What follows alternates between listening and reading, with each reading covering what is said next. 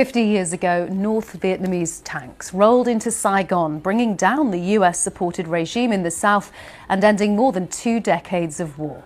In Saigon, now officially renamed Ho Chi Minh City, they've been celebrating Reunification Day with parades and fireworks. Our correspondent Rupert Wingfield-Hayes is there in Ho Chi Minh City. Rupert, what have the celebrations been like? Well, if you'd joined me here 2 or 3 hours ago, Karen, I tell you, I was surrounded by literally, I'm not exaggerating, a sea of people. Hundreds of thousands of people came out this morning to celebrate this day. It was also a sea of red, the colour of Vietnam's national flag with the single yellow star. People came out to watch the fly past, to try and get to see the parade. Most got nowhere near it, but they were soaking up the atmosphere. Asking people here what this day means to them. Is it about the victory of the North over the South? Is it the victory of communism over capitalism? Is it about the defeat of America? They actually shake their heads. They say no. What this is about ending 100 years or more than 100 years of foreign domination and division of their country and regaining their independence and national sovereignty. This country once defeated the greatest military power on earth. Today they are celebrating that victory. Watching over them, the father of the revolution, Ho Chi Minh. Here too, their fraternal allies from China. The first North Vietnamese troops entered the city. It was a moment of humiliation for America and its allies as North Vietnamese troops entered the presidential compound.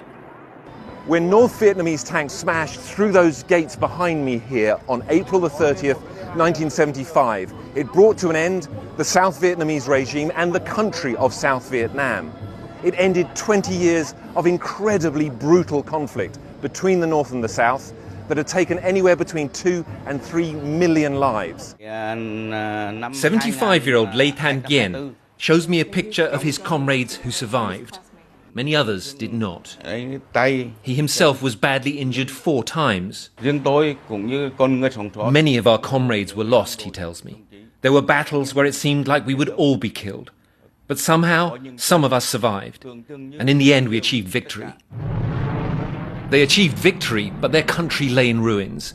In 4 years, the US had dropped more bombs on Vietnam than on Japan and Germany in World War II. They're still exploding today. In the forests along the old front line, the painstaking work of finding unexploded bombs never ends. Oh, okay, so it's that round ball it is black? This team is from MAG, a British-based charity funded with US money. My uncle lost his legs and an arm from an unexploded bomb. I want to stop this happening to other people. Back in Ho Chi Minh City, they're getting into the festive spirit, even those born long after the war ended. This is the day that we reunite together. The South and the North, we reunite together and become a country. What do you know about the war? I really basically know nothing about the war, but my grandparents, they are fighting in the war, and now we can look at the sky and see the plane and not scare at all. Vietnam is a young country. 70% of its people were born after 1975. They have no memory of the war. What they do know is their country was once divided and occupied and now is united and independent. That is something to celebrate.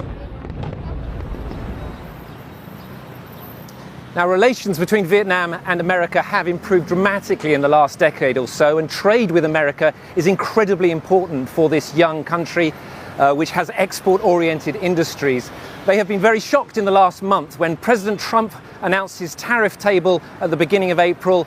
Vietnam was slapped with 46% tariffs on exports to the United States. That has been temporarily suspended, but there is a fear here now they are being dragged back into another struggle between China and the United States, this time over trade and who will dominate the world economy in the future.